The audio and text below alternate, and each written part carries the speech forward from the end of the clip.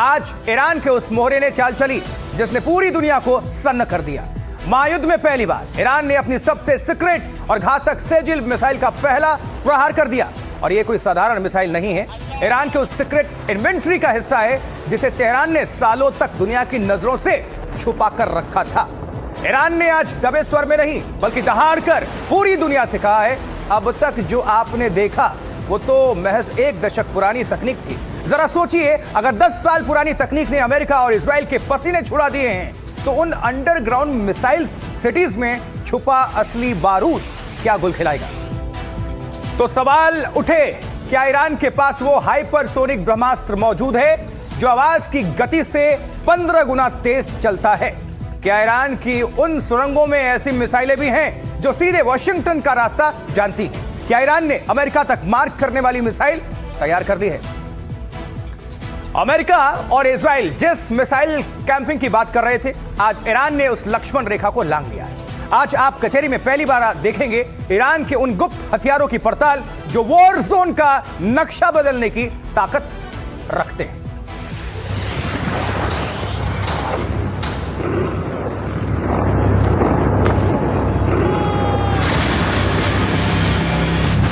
पहली बार ईरान के अंडरवर्ल्ड में कैमरा।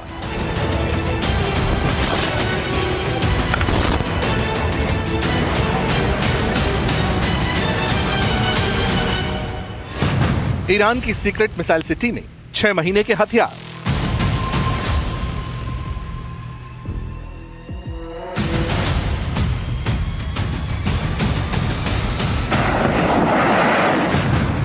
ईरान के सीक्रेट वेपन्स का स्ट्रिंग।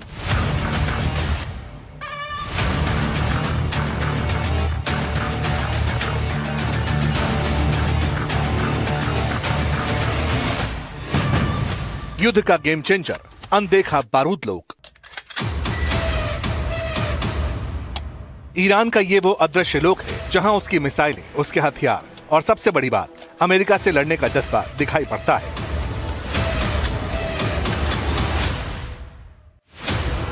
ये वो साइट्स हैं जिन्हें लेकर अमेरिका दावा करता है कि उसने ईरान की मिसाइल पावर को खत्म कर दिया। वो सुरंगें जिनमें बारूद ही बारूद है, मिसाइलें ही मिसाइलें हैं।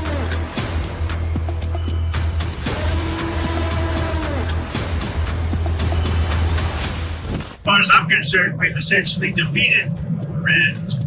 I guess they can have a little bit of fight back, but not much. Not much. We're taking out their air forces, we're taking out their navy, we're taking out their air defense, and there's no air defense whatsoever. We're taking out their leadership tanks too, or 3, might be 3, find out soon. But militarily, it's been amazing. We attacked Kard Island. We left just one little area standing at the standing corners where they have the pipes, the oil pipes come in.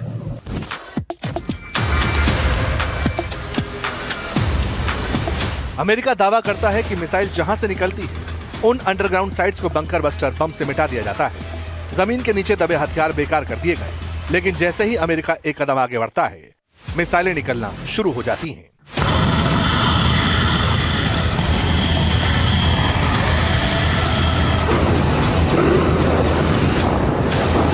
इसीलिए America और Israel एक बार फिर नुकसान का आकलन कर रहे हैं। सवाल, ईरान के पास कितनी सुपरसोनिक मिसाइलें बची हैं? ईरान की मिसाइल पावर की रेंज कितनी बढ़ चुकी है? ईरान की मिसाइलें अमेरिका को टारगेट कर सकती हैं? क्या ईरान ने 10,000 किलोमीटर रेंज वाली मिसाइल बना ली है? क्या युद्ध के तीसरे चरण में न्यूक्लियर मिसाइल चलेगी? Soon and very soon, all of Iran's defense companies will be destroyed. For example, as of 2 days ago, Iran's entire ballistic missile production capacity, every company that builds every component of those missiles has been functionally defeated, destroyed. Buildings, complexes, and factory lines all across Iran destroyed. So we're shooting down and destroying what missiles they still have in stock, but more importantly, ensuring that they have no ability to make more. America की तरफ से इसी तरह की press conferences लगातार हो रही हैं। अमेरिका दावा करता है कि उसने ईरान के प्रोडक्शन लाइन और सप्लाई यूनिट दोनों को नुकसान पहुंचाया। ये तक कहा गया कि उसका मिसाइल प्रोग्राम काफी पीछे चला गया। लेकिन ईरान ने इसी दौरान अपनी एक और आधुनिक और ताकतवर मिसाइल को जंग में इस्तेमाल कर दिया।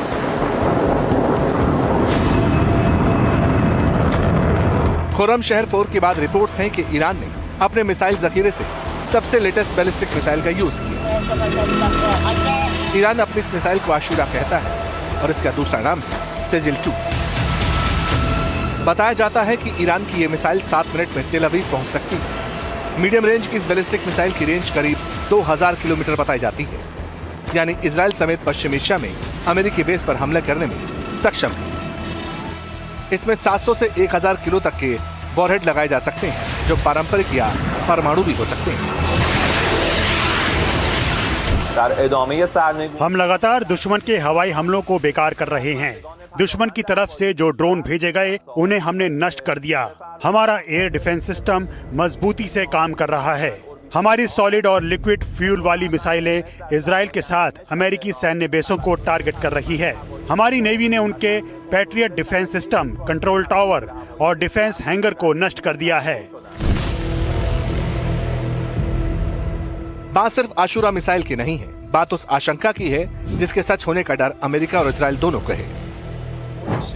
जब ईरान और अमेरिका बातचीत की टेबल पर थे तो अमेरिका कहता था कि वो किसी कीमत ईरान का मिसाइल प्रोग्राम आगे बढ़ता नहीं देखना चाहता। वो चाहता है कि ईरान अपने बैलिस्टिक मिसाइल प्रोग्राम को पूरी तरह शून्य कर दे, न्यूट्रलाइज कर दे। लेकिन ईरान जिद पर अड़ा रहा और उसका खामियाजा उसे उठाना भी पड़ा। रिपोर्ट्स के मुताबिक ईरान के सदर्न मिसाइल बेस पर अमेरिकी हमले, खौरगो, हाजी आबाद, जाम और खोरमुज मिसाइल सेंटर पर हवाई हमले के दावे हुए। अमेरिका का दावा है कि उसने सेंट्रल और वेस्टर्न ईरान में भी हथियार डिपो बर्बाद कर दिए। किरमानशाह, तबरीज, कराज और कौम में मिसाइल सेंटर्स को नुकसान की बात सामने आई।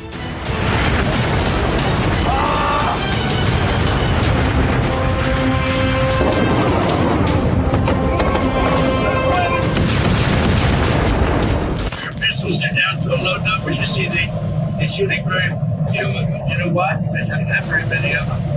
And because we've decimated their manufacturing capability. Likewise, the drones are way down. They're down to about 20%, but they still have some range out. But the drones are down, and we're starting hitting. As of yesterday, we're hitting places where they manufacture drones. We think most of which we know where they are. कुछ दिन पहले Iran ने एक missile से कम 80 warheads दागे थे, यानी एक मिसाइल जिससे 80 बम निकले। इजराइल ने दावा किया कि ये क्लस्टर बम है और इसके बाद नुकसान की तस्वीरें भी फ्लोट होने लगी। इस अटैक ने इजराइल को सरप्राइज कर दिया, तो दूसरी तरफ अमेरिका अपने बॉम्बर्स के वीडियो जारी करता रहा। लेकिन ईरान के सीक्रेट वेपन्स, उसके गुप्त हथियारों का शायद अंदाजा नहीं लगा पाया। रिपोर्ट्स कहती हैं ईरान के पास 17 किस्म की अलग अलग रेंज की मिसाइलें मौजूद हैं। सबसे लेटेस्ट मिसाइलों में ईरान के जखीरे में खुर्रमशहर 4, कद्र और सजील जैसी मिसाइलें। बताया जा रहा है इसके अलावा ईरान के पास 2500 किलोमीटर की रेंज वाली सोमार मिसाइल भी मौजूद है। लेकिन सवाल ये है, क्या ईरान के पास वो मिसाइल भी है जो अमेरिका को टारगेट कर सकती है, नुकसान पहुंचा सकती है?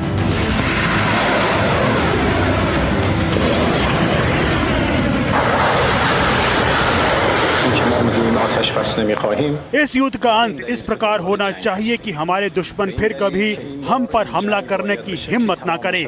मुझे लगता है कि अब तक उन्हें सबक मिल चुका होगा और वो समझ चुके होंगे कि वो किस मुल्क का सामना कर रहे हैं।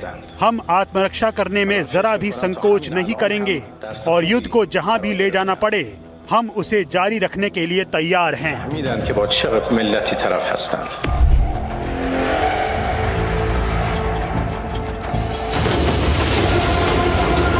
ईरान के रेवोल्यूशनरी गार्ड्स का दावा है कि जैसे जैसे जंग बढ़ेगी, ईरान के हथियारों की ताकत से दुश्मन को सरप्राइज मिलता रहेगा। ईरानी सेना के मुताबिक उसके पास एक और anti ship supersonic cruise missile मौजूद है, जो बहुत जल्द दुनिया को दिखलाई जाएगी। यानी ईरान लंबी जंग की तैयारी करके बैठा है।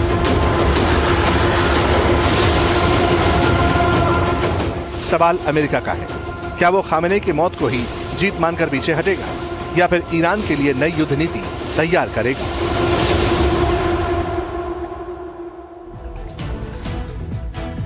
तो इतिहास गवाह है, ताकतवर कई बार दूसरों की ताकत को कम आंकने की भूल कर बैठते हैं आज यही सवाल सुपर पावर अमेरिका पर उठ रहे हैं, जो जंग के मैदान में तो उतर गया, लेकिन अब मुड़कर देख रहा है तो पीछे साथी कम और सन्नाटा ज्यादा नजर आ रहा है। ईरान के साथ छिड़ी इस जंग में क्या वाकई अमेरिका अकेला पड़ने लगा है?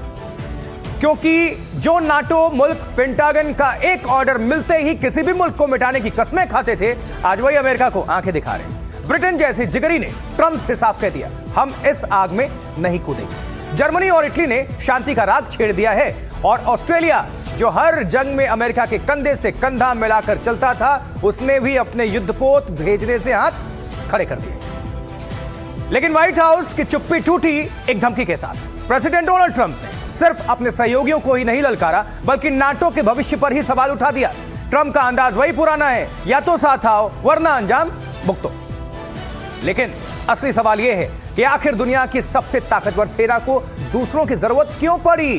ट्रंप क्यों बार बार चीन की बात करते हैं, जापान का नाम लेते हैं? क्या यह सिर्फ सैन्य मदद है, या फिर ट्रंप इस महायुद्ध की जवाबदेही को दुनिया भर में बांटना चाहते हैं?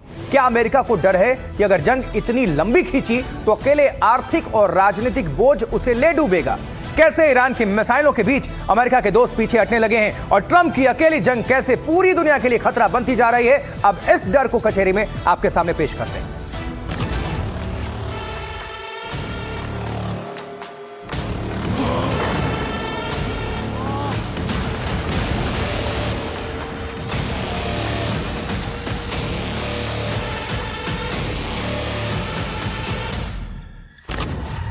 क्या महायुद्ध में सुपर पावर अमेरिका अकेला पड़ गया?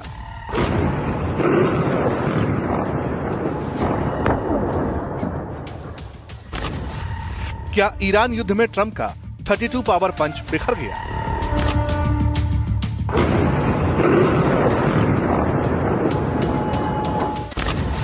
क्या बिना नाटो के महायुद्ध हार जाएंगे ट्रंप?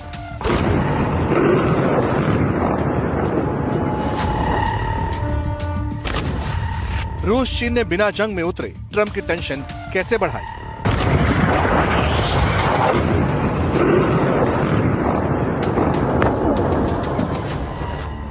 जिस नाटो पर सुपर पावर अमेरिका को गुमान था, जिस नाटो के सुपर बॉस ट्रंप थे, जिस नाटो का गुरु ट्रंप ईरान को दिखा रहे थे, जो नाटो अमेरिका की ताकत था, 32 मुल्कों का वही अलायंस ईरान युद्ध में प्रेसिडेंट ट्रंप की टेंशन बढ़ा रहा है। जो ब्रिटेन, फ्रांस, इटली और जर्मनी ट्रंप के एक ऑर्डर पर किसी भी मुल्क को मिटाने के लिए रेडी हो जाते थे, वो उल्टा सुपर पावर अमेरिका को आंखें दिखा रहे हैं। लेकिन कैसे? इसे वॉर जोन से आई बड़ी ब्रेकिंग से समझिए। महायुद्ध की बिग ब्रेकिंग नंबर 1। फ्रांस ने ट्रंप को बड़ा झटका दिया, कहा यह अमेरिका की निजी जंग है, नाटो की नहीं। Big breaking number 2। ईरान युद्ध में ब्रिटेन ने बड़ा स्टैंड लिया, कहा ब्रिटेन की रॉयल नेवी हॉर्मुज में अमेरिकी ऑपरेशन का हिस्सा नहीं बनेगी। Big breaking number 3। जर्मनी ने ऐलान कर दिया उसका एक भी सैनिक युद्ध लड़ने पश्चिम एशिया नहीं जाएगा। Big breaking number 4।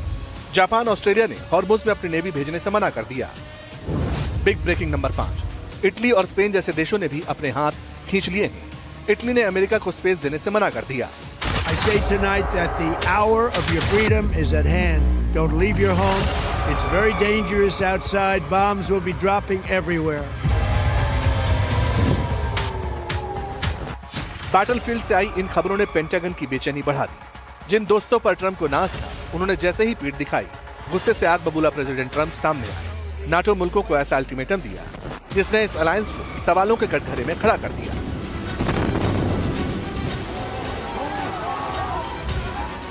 We are talking to other countries about working with us for the policing of the strait. And I think we're getting good response. If we do, that's great. And if we don't, that's great too. Remember, like as an example, in many cases, the NATO countries, we're always there for NATO. We're helping them with Ukraine. And many, it's got a notion that between us doesn't affect us, but we've helped them. It'd be interesting to see what country wouldn't help us with a very small endeavor, which is just keeping the strait open. And by comparison, Trump के तल्ख तेवर बहुत कुछ बयां कर रहे थे। Iran war के बीच सवाल उठने लगे, क्या 77 साल पुराना नाटो अलायंस टूटने के कगार पर है?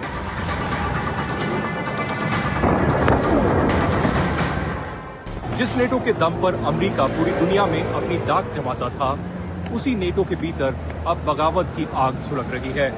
ट्रंप ने हुंकार लगाई थी कि सभी देश साथ में आए, लेकिन यूरोप के दिग्गजों ने जो जवाब दिया, उस जवाब से व्हाइट हाउस की दीवारें हिलकर रह गई हैं। ईरान वॉर में सुपर पावर अमेरिका के लिए साख का सवाल हॉर्मुज बना है। वो हॉर्मुज जिसके नीचे ईरान ने बारूदी जाल बिछा रखा है। इसी हॉर्मुज में नाटो मुल्क कदम रखने को तैयार रहे। ट्रंप ने नाटो के भविष्य पर सवाल उठाए तो रिएक्शन ब्रिटेन और जर्मनी जैसे जिगरी दोस्तों की तरफ से भी आए। First, we will protect our people in the region. Second, while taking the necessary action to defend ourselves and our allies, we will not be drawn into the wider war. And third, we will keep working towards a swift resolution that brings security and stability back to the region and stops the Iranian threat to its neighbors. Germany और Europe को अंतहीन युद्ध में कोई दिलचस्पी नहीं है। Iran की क्षेत्रीय अखंडता, राज्य सत्ता या आर्थिक स्थिरता को बांटने में भी हमारी कोई रुचि नहीं है। लीबिया, इराक या इस इलाके के दूसरे देशों में हमने जो देखा है, वैसा ही हम सभी के लिए हानिकारक होगा। हमसे हमारी सुरक्षा, हमारी ऊर्जा आपूर्ति और शायद माइग्रेशन की सिचुएशन पर भी असर पड़ेगा।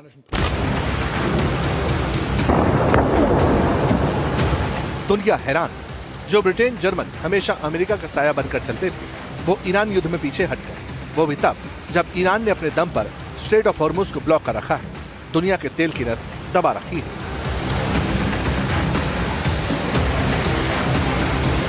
प्रेसिडेंट ट्रंप ने सोचा था कि वो ईरान को अकेले अपने ही दम पर झुका देंगे, लेकिन आज हालत ये है कि अमेरिका के युद्धपोत स्ट्रेट ऑफ हॉर्मुज में फंसे हुए हैं और ब्रिटेन, इटली, फ्रांस और जर्मनी में पूरी तरीके से युद्ध में शामिल होने से मना कर दिया है। इससे अमेरिका का टेंशन और ज्यादा बढ़ गया है। इधर खार्ग आइलैंड पर अमेरिका के हमले जारी हैं। ट्रंप खार को खाक करना चाहते हैं, जहां से ईरान दुनिया को 70% तेल सप्लाई करता है, लेकिन जंग के दोनों मुहाने ट्रंप की उम्मीदों से कहीं ज्यादा घातक निकले। ईरान की वॉर स्ट्रैटेजी देखकर नाटो जैसे दोस्तों की हिम्मत टूटी तो ट्रंप फिर सामने और इस बार बीजिंग की तरफ इशारा कर दिया। We're talking to countries about policing the straits, because they are the ones, we don't get oil, very little, 1%, 2%. And China, as an example, gets about 90% of its oil from the Hormuz Strait. And nice to have other countries police that with us. And we'll help, we'll work militarily with. लेकिन चीन खामोश है। Beijing Trump को उन्हीं के जाल में फंसता देख मुस्कुरा रहा है।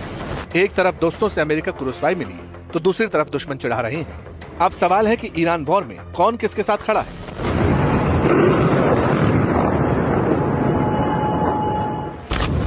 ट्रंप को भरोसा था कि 32 मुल्कों का नाटो अलायंस अमेरिका के पीछे खड़ा है, लेकिन जर्मनी, इटली, फ्रांस, ऑस्ट्रेलिया और ब्रिटेन जैसे देश युद्ध से तौबा कर रहे हैं।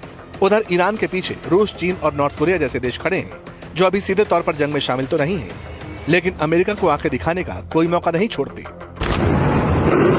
इस बीच स्पेन दो टूक कह चुका है, ईरान पर हमला अंतर्राष्ट्रीय कानून का सीधा उल्लंघन है। रही बात स्विट्जरलैंड की, तो उसने भी अमेरिका को एयरबेस देने से इनकार कर दिया। यानी अमेरिकी फाइटर जेट्स अब स्विस आसमान का इस्तेमाल नहीं कर पाएंगे। नीदरलैंड्स और फ्रांस जैसे दोस्त भी ट्रंप की वॉर पॉलिसी का विरोध कर रहे हैं। मौजूदा युद्ध के मद्देनजर फ्रांस की स्थिति पूरी तरह से रक्षात्मक है। वो अपने सहयोगियों का समर्थन करता है और किसी भी हमले को उचित नहीं ठहरा सकता। फ्रांस संयम, धैर्य और दृढ़ संकल्प बनाए रखेगा, अपने साझेदारों के प्रति भरोसेमंद रहेगा, अपने नागरिकों की रक्षा करेगा और अपने हितों और सुरक्षा का बचाव करेगा, और कोई भी चीज हमें इस मकसद से विचलित नहीं कर पाएगी। इटली इस जंग में हिस्सा नहीं ले रहा है और ना ही भाग लेने का उसका कोई इरादा है। हमें कोशिश ये करनी चाहिए कि कूटनीति की तरफ लौटने की संभावना कब और कैसे हो। हालांकि जब तक ईरान खाड़ी देशों और क्षेत्र के अन्य देशों पर अपने अनुचित हमले जारी रखता है, तब तक ये लक्ष्य निश्चित रूप से असंभव है। लेकिन हम अपनी आवाज भी बुलंद करना चाहते हैं ताकि ईरान की सैन्य क्षमताओं को निष्क्रिय करने के मकसद से अमेरिका और इजराइल की सैन्य कार्रवाई जारी रहने के दौरान बच्चों समेत नागरिकों की सुरक्षा सुनिश्चित हो सके। उधर जर्मनी को डर है कि युद्ध अगर और बढ़ा तो वो पूरे यूरोप की अर्थव्यवस्था और ऊर्जा सुरक्षा को पूरी तरीके से तबाह कर देगा। वहीं तुर्की ने भी बयान दिया है कि वो युद्ध में शामिल न होने के लिए एहतियात बदल रहे हैं। तो क्या यह मान लिया जाए कि नाटो देशों की ये ना अमेरिका के लिए एक बड़ी कूटनीतिक हार है? अब सवाल है कि नाटो के बिखराव के पीछे क्या रूस की रणनीति है? पुतिन ने कैसे बिना गोली चलाए नाटो में दरार पैदा कर दी? दरअसल रूस ने महायुद्ध में नई बिसात बिछाई। पेंटागन को शक है कि रूस अपने सैटेलाइट डेटा से ईरान की मदद कर रहा है ताकि वो अमेरिकी ठिकानों को सटीक निशाना बना सके। साथ ही पुतिन यूरोपीय देशों को साधने में लगे। रूस ने संकेत दिया कि अगर वो अमेरिका से दूरी बनाकर रखते हैं तो रूस उनकी एनर्जी सप्लाई का ख्याल रखेगा।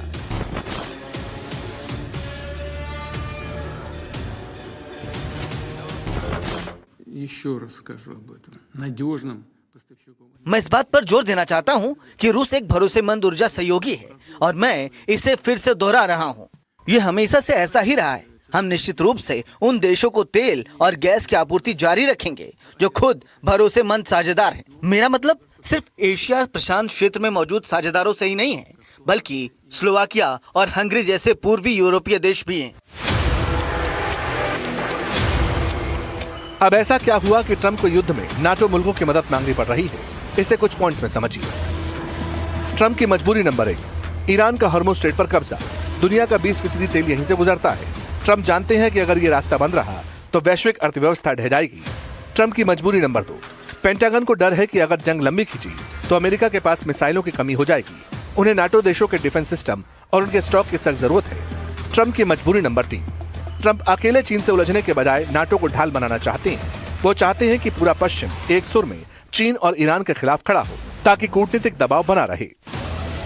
यानी ट्रंप के सामने सबसे बड़ी चुनौती ईरान नहीं, बल्कि वो अकेलापन है जो उनके अपने ही दोस्तों ने उन्हें तोहफे में दिया है। जंग का एक उसूल है, इसमें सच कभी दुनिया के सामने नहीं आता। जिसकी वॉर मशीनरी एक्टिव रहती है, जिसका सोशल मीडिया अकाउंट हर पल युद्ध की तस्वीरें फ्लोट करता है, दुनिया यह मानती है कि जंग में उसे एडवांटेज है। लेकिन ईरान ने इस थ्योरी को बदल कर रख दिया, क्योंकि वो उन दो मुल्कों से जंग लड़ रहा है जो सोशल मीडिया से लेकर तकनीक तक के मास्टर कहलाए जाते हैं, जिनके एक इशारे पर रातों रात सोशल मीडिया का ट्रेंड सेट हो जाता है या बदल जाता है। लेकिन इतना सब होने के बाद भी ईरान जंग में डटा है, मजबूती से सामना कर रहा है और ईरान एक ऐसे लीडर के पीछे है जो घायल बताया जा रहा है। ईरान के नए सुप्रीम लीडर मुस्तफा खामनेई को लेकर दुनिया में चर्चाओं का बाजार बेहद गर्म है।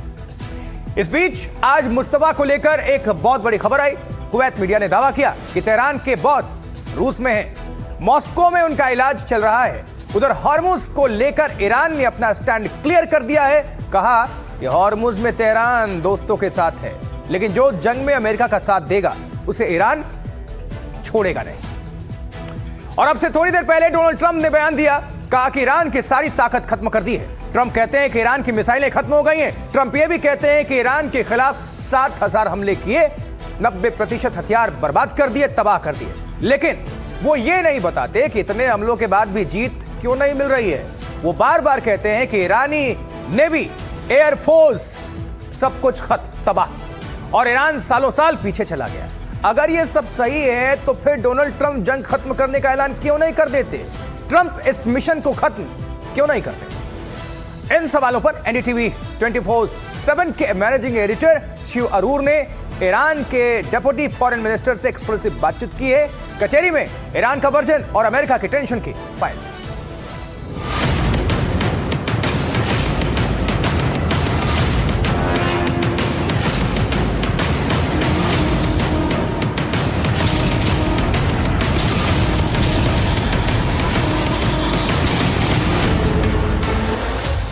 हॉर्मुज में अमेरिका के डर की वजह क्या है?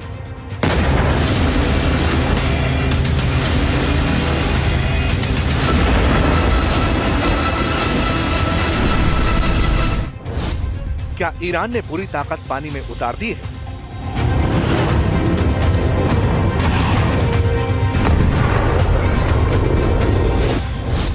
मुज्तबा खामनेई जिंदा हैं या नहीं?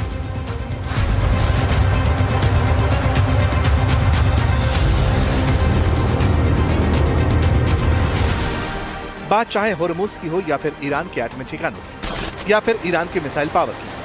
दुनिया जानना चाहती है कि ईरान का अगला कदम क्या होगा। खासकर मुज्तबा को लेकर बहुत सारे सस्पेंस हैं। अब तक रिपोर्ट्स थी कि मुज्तबा बहुत गंभीर तौर पर घायल है, एक पैर तक काटना पड़ा, लेकिन कुवैत मीडिया से अब खबर आई है कि ईरान के नए सुप्रीम लीडर को सीक्रेट तरीके से रूस में शिफ्ट कर दिया गया है। मुज्तबा खामनेई को सर्जरी के लिए रूस भेजा गया। रिपोर्ट्स है कि पुतिन ने रूस में मुज्तबा के इलाज का प्रस्ताव दिया था। इसी के बाद रूसी मिलिट्री एयरक्राफ्ट के जरिए 12 मार्च को मुज्तबा खामनेई को ईरान से निकाला गया। दावा यह भी किया जा रहा है कि मुज्तबा खामनेई की सर्जरी कामयाब हो चुकी है और वो मॉस्को के प्रेसिडेंशियल कंपाउंड में बने हॉस्पिटल में रिकवर कर रही हैं।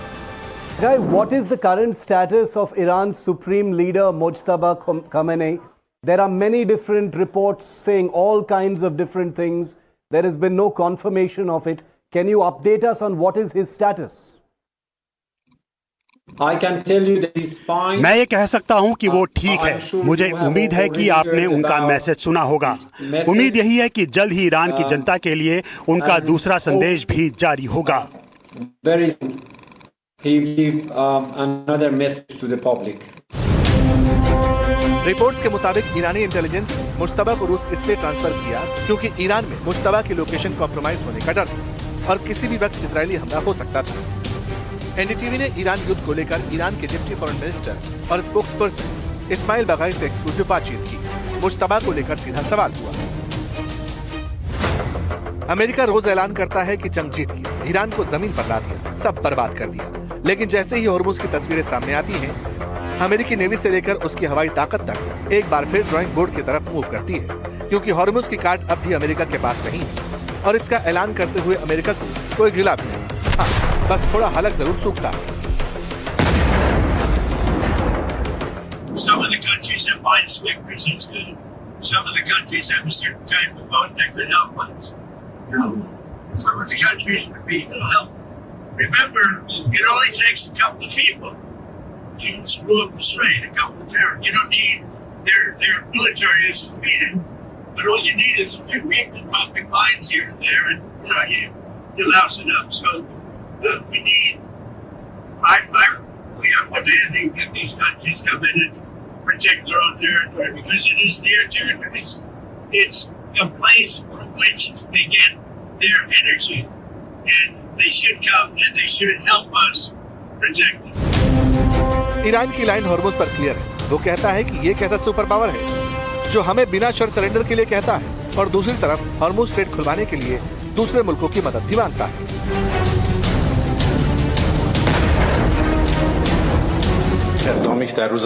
अमेरिका दूसरे देशों से सहायता करने का अनुरोध कर रही है ताकि हॉर्मुज स्ट्रेट खुला रहे। हम लगातार उनके हमलों का जवाब देने में लगे हुए हैं और बिना किसी संकोच के इसे जारी रखेंगे। हमने युद्ध विराम की कोई अपील नहीं की है। हालांकि इस युद्ध का अंत इस तरह होना चाहिए कि ये दोबारा ना हो। ईरानी विदेश मंत्री ये साफ कर चुके हैं कि स्ट्रेट ऑफ हॉर्मुज उन लोगों के लिए बंद है जो ईरान पर हमला कर रहे हैं, ईरान के खिलाफ जंग कर रहे हैं, लेकिन उन देशों के लिए रूट खुला है जो ईरान के दोस्त हैं और इस जंग से दूर हैं। अब ईरानी मिनिस्टर से एनडीटीवी का सवाल यही था कि हॉर्मुज को लेकर क्या सिचुएशन है, ट्रंप के लिए ईरान का मैसेज क्या है? What would be Iran's message to Trump today? I think मुझे लगता है कि अमेरिका कूटनीति बातचीत का सम्मान नहीं करता। अंतर्राष्ट्रीय समुदाय ईरान के खिलाफ अमेरिका के अन्याय को देख रहा है। उन्होंने अपने मिसकैलकुलेशन से इस इलाके को असुरक्षित बना दिया है। वो ईरान की सभ्यता के खिलाफ गैर कानूनी शासन चाहते हैं, लेकिन कामयाब नहीं हुए। इसीलिए अंतर्राष्ट्रीय समुदाय को अमेरिका को ईरान पर हमले का वैश्विक अर्थव्यवस्था को नुकसान पहुंचाने का कसूरवार ठहराना चाहिए। ये ईरान का दोष नहीं है कि तेल के दाम बढ़े हैं।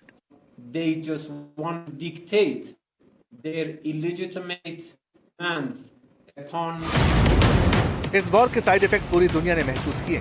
तेल के दाम 28 फरवरी के बाद लगातार बढ़ रहे हैं और भारत समेत कई देश तेल और गैस के मोर्चे पर चुनौतियों का सामना भी कर रहे हैं। लेकिन अच्छी बात यह है कि स्ट्रेट ऑफ हॉर्मुज से भारत के तेल और गैस टैंकर्स बिना किसी रुकावट आगे बढ़ रहे हैं।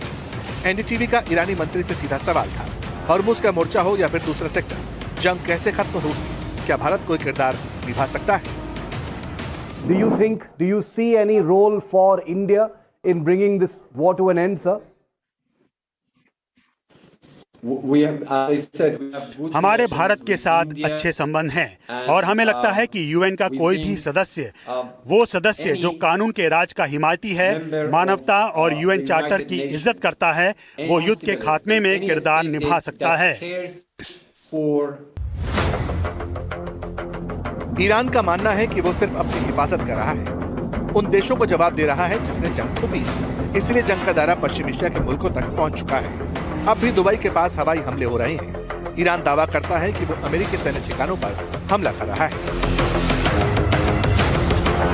लेकिन दूसरी ओर उसकी मिसाइलें और ड्रोन दूर गिरते नजर आते हैं। दुबई का एयरपोर्ट हो या फिर बहरीन, कतर और सऊदी की तेल रिफाइनरीज, यहाँ भी ईरान का अटैक दिखाई दिया। सवाल था, ईरान क्या खाड़ी देशों पर इसी तरह हमला करता रहेगा?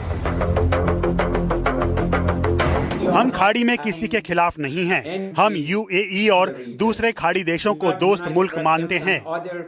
हम पड़ोसियों से अच्छे संबंध रखते हैं, लेकिन जो हो रहा है वो स्पष्ट है।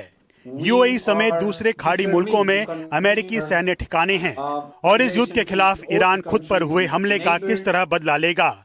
ईरान के पास सबूत हैं कि इन मिलिट्री बेस का इस्तेमाल ईरान के खिलाफ हो रहा है। सऊदी से अटैक हुआ, ये नहीं होना चाहिए और अंतर्राष्ट्रीय नियम कहता है कि किसी मुल्क को हमले के लिए अपनी जमीन का इस्तेमाल नहीं करने देना चाहिए। वैसे जिस वक्त ये इंटरव्यू हुआ उस वक्त भी ईरान पर इजरायली हमलों का दौर जारी था। ईरान के हमेदान में स्पेस रिसर्च सेंटर पर अटैक हुआ और साइबर पुलिस वाले सिस्टम को भी नुकसान पहुंचा। जहां तक ईरान का सवाल है तो सीज फायर की शर्तें क्लियर हैं। अमेरिका पीछे हटे, नुकसान का हर्जाना दे और फिर कभी कोई मुल्क हमला ना करे। लेकिन क्या ऐसा होगा? अमेरिका आगे क्या कदम उठाएगा? क्या सैनिक ईरान के अंदर घुसकर धावा बोलेंगे? जवाब वक्त ही बताएगा।